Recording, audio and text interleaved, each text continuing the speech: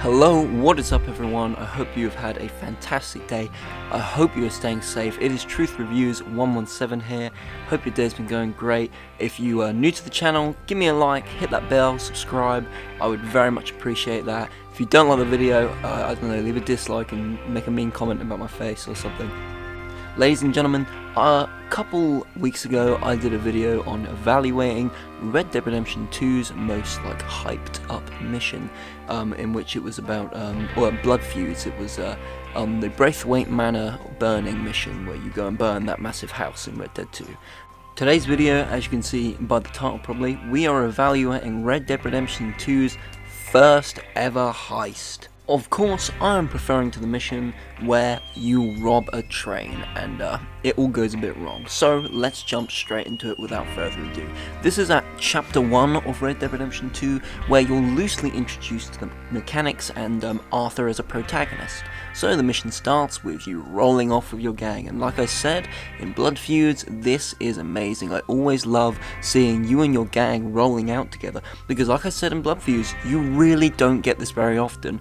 And I find it very funny that the first train robbery as well is just like the last, goes terribly wrong.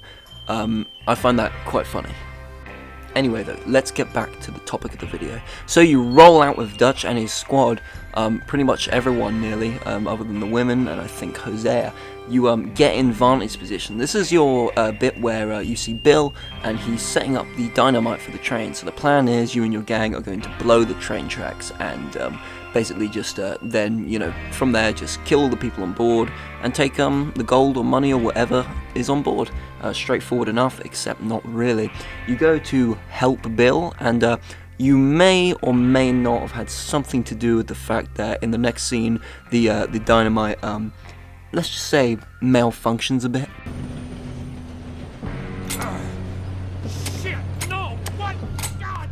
Oh, you have got to be kidding me. Where did you find that moron? You said it was fine. Come on! However, nonetheless, that's why we have Bill Williamson. I mean, who else would we blame for Bill's mistakes? Anyway, carrying on, you, Javier, and Lenny run onto the train, and you jump onto the train. Javier falls, but it leaves you and Lenny. Lenny is your new character, and I actually really didn't like him in this mission because for me, he always died. I was so immersed in the world, like I just kept looting bodies and shit, so he died so many times for me, and it wasn't his fault, it was mine. Anyway though, Javier falls like I say, and you can pull Lenny up. If you don't, you lose honor, but he pulls himself up. He pulls himself up, I believe, and you are on. The gang are behind, chasing after you, and your mission is to stop the train. Now, let's hold and pause the brakes for a minute. Funny.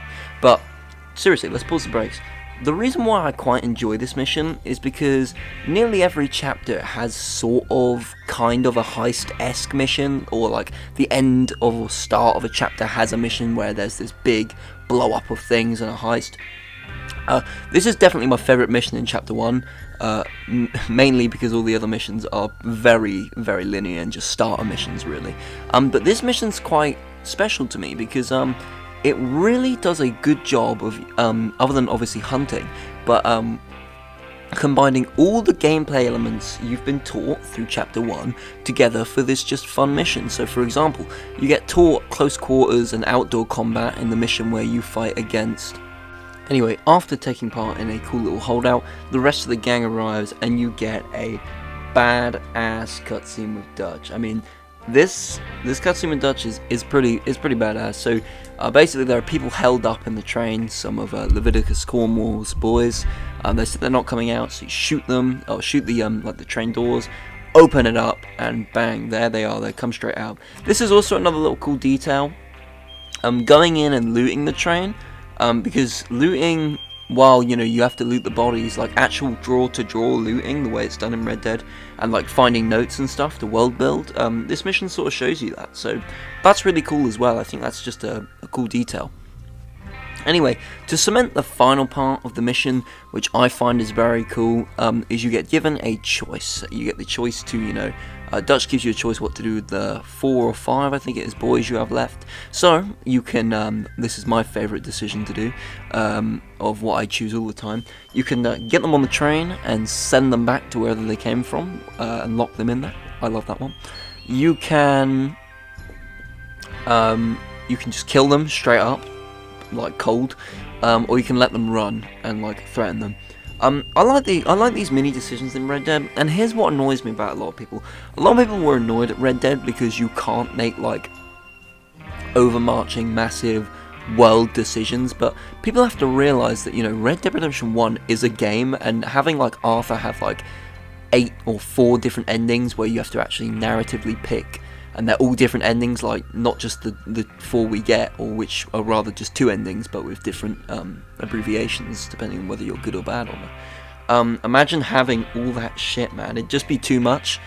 So these mini endings, they really define who Arthur is. So these mini choices. So I actually really like the gesture of having them in. I think it's very cool. Anyway, you get to pick to obviously, you know, your 3 decisions, and then that is the mission over and the end of chapter 1. Anyway though, ladies and gentlemen, I think this mission, it just really stands out to me.